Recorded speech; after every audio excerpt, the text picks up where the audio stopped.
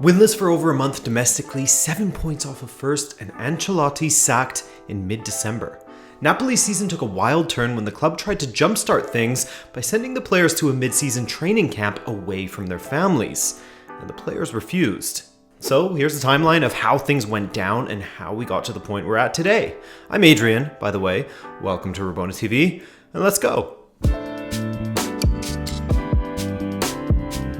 Napoli had a middling start to the 2019-20 season, winning 4-3 away to Fiorentina, then losing 4-3 away to Juve. Two tough teams to get started against, and they never got a winning run together. The most consecutive Serie A wins they managed was 2, and that was in their first 4 matches. Since then, as of matchday 15, Napoli have won only 5 of their opening 15 matches. That's certainly not title-challenging form. In fact, they're winless in 7 matches now.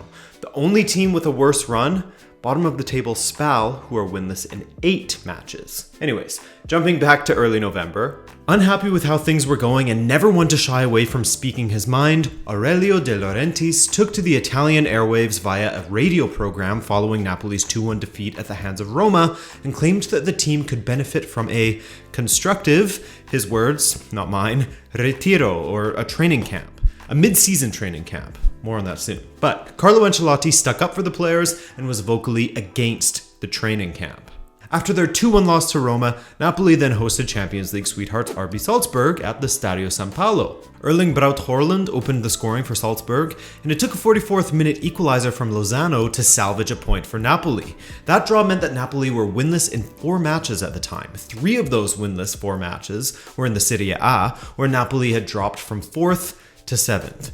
De Laurentiis was none too pleased. He decided that the mid-season training camp would start immediately after the draw against Salzburg, and the players got on the bus to Castel Volturno, where Napoli trains.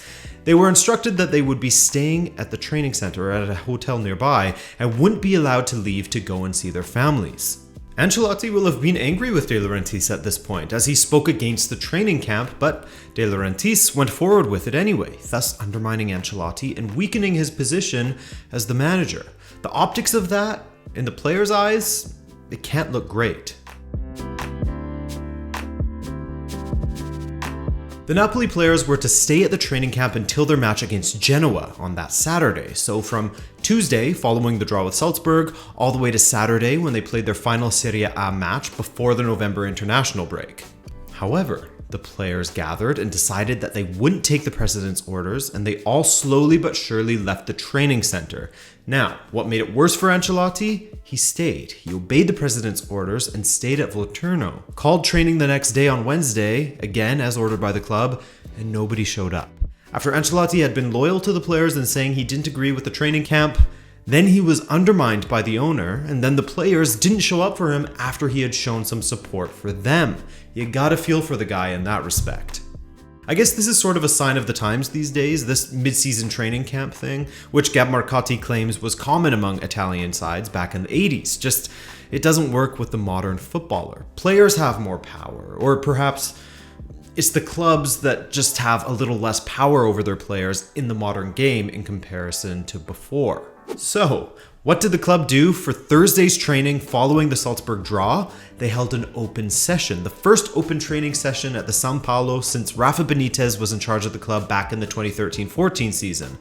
More on that training session to come as well. So jumping ahead to the match against Genoa on the Saturday, after Napoli players had shown up for training as usual on Thursday, the open training session, Napoli put in yet another limp performance at the San Paolo, with the visiting Genoa side causing plenty of issues for the hosts, and their keeper Radu furthered the pain for the Napoli strikers.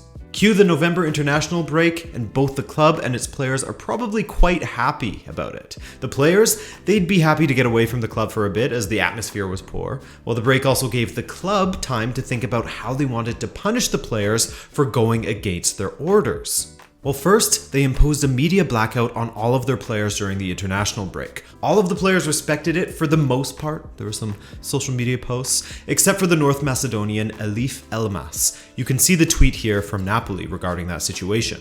Quote, SSC Napoli can confirm that Elif Elmas spoke to the press without the club's authorization during the current media blackout.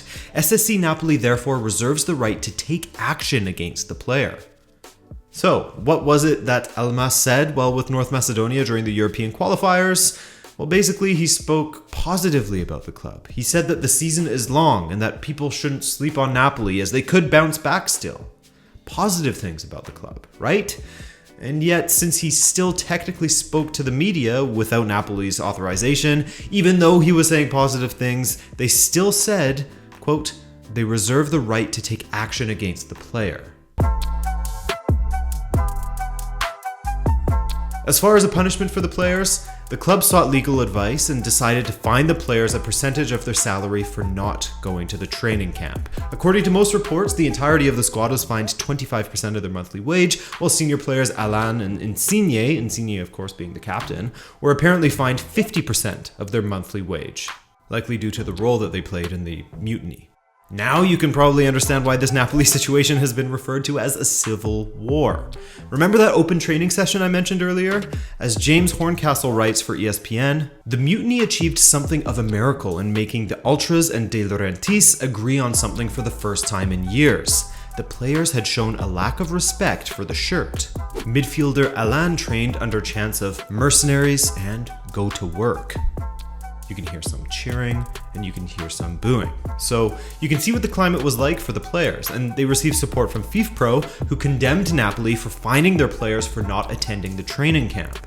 FIFPro, of course, they represent players across the world. Think of them sort of like a players' union or a watchdog organization that looks after the welfare of the players, ensuring that they're treated fairly by their employers. FIFPro released a statement regarding the Napoli situation on November 30th, 2019. I won't read all of it to you, but here are the important bits. Napoli's intention to withhold player salaries is without valid ground and is being contested collectively. FIFPro believes that the ad hoc decision of Napoli forbidding players to go home and rejoin their families was unjustified. Like every other employee, professional football players have the right to ensure that their private life is respected, especially considering the already congested fixture list, which sees many players away from home for prolonged periods. The grounds on which Napoli seeks the application of fines for the players' refusal to follow the unreasonable instructions of Napoli contradicts in Italy's collective bargaining agreement. Technical matters are not the responsibility of the club directors, and we support Ancelotti and the players of Napoli for their united stand in clearly difficult times. That could have condemned Ancelotti there. You really have to give credit to Ancelotti for staying united with the players, despite he and his staff sticking around at the training center where the players decided to go home. I mean, he even doubled down when asked about their poor run after the 2-1 loss to Bologna at the San Paolo, saying, quote, "This is a technical and tactical issue. The team is too inconsistent, and there are many ways of improving that by having a more solid tactical shape, like the one we had in Liverpool. We are all united, we are all suffering in this delicate moment, and we all want to resolve these issues together." And I'm sure Napoli and De Laurentiis would have hoped that he would help them to resolve them on their side of things, not the players. But in regards to the unity that Ancelotti speaks of, you have to question that, or at least there has definitely been reason to believe the opposite. The least of which being that Insigne has admitted that he, as the captain, and Ancelotti have had plenty of disagreements during the time that Ancelotti has been in charge of Napoli. That, coupled with the poor run of form, caused some fans to blame Ancelotti and call for the sack. Arjen Robben's old quote regarding Ancelotti in his training sessions comes to mind, as Robben said that his son's training sessions with the 11 to 13-year-olds at Grunwald are run better than Ancelotti's training sessions. And let's be real here, the football that Ancelotti had them playing hadn't been good, going all the way back to the latter half of the 2018-19 season with Napoli. But then again, they have been hard done by this season, hitting the woodwork 10 plus times so far in the Serie A, so some would argue that they have been unlucky, or at least that Ancelotti has deserved some better results this season. Others in the Napoli fan base blame the club and De Laurentiis for making things worse with their attempts to intervene. They wouldn't be too far off with that notion either, I would suspect. Then there's yet another group of fans that blame just the players and want some of them to go, even their captain and local boy Insigne. They may get their wish with others like Mertens and Callejon as their contracts come to an end in June, so we'll see what happens there. They're free to deal with other clubs as of January.